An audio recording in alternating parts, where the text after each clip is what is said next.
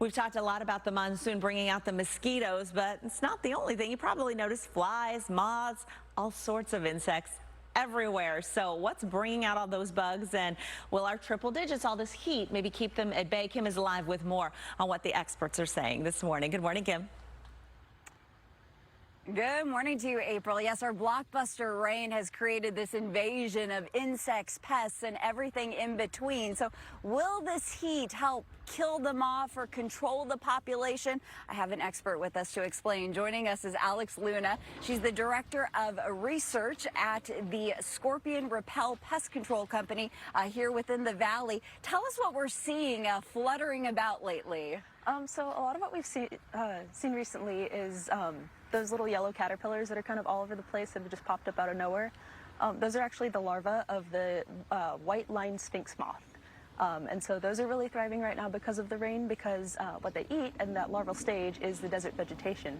And so when the desert is really flourishing like this and we're seeing all this greenery pop up, those caterpillars can really thrive as well and get ahead in that environment. Yes, we've seen the moths, we've seen the mosquitoes. What do you have in your hands right there? So I've actually got some Arizona bark scorpions here, and these are popping up because of the monsoons too. So when those rains come in, they wash the scorpions out of their hiding places. So cracks and crevices, these might be hiding in for the summer, avoiding that harsh sunlight.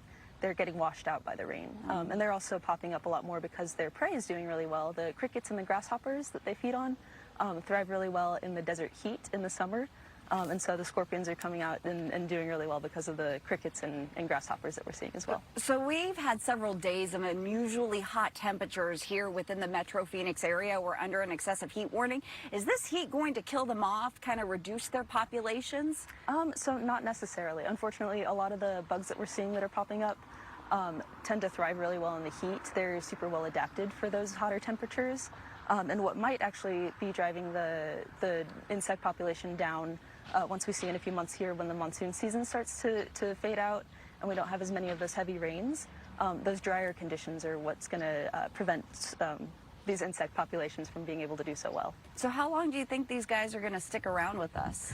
So typically towards the end of the year, once we get into those cooler fall and winter months, that's when we'll see the insect population start to go down. So, oh man, that's not what we wanted to hear. All right, so coming up in the next hour, Alex is going to have some tips on how to keep these moths, these mosquitoes, these flies, these scorpions out of our living spaces and do so without breaking the bank and spending a lot of money. I'll send it back to you.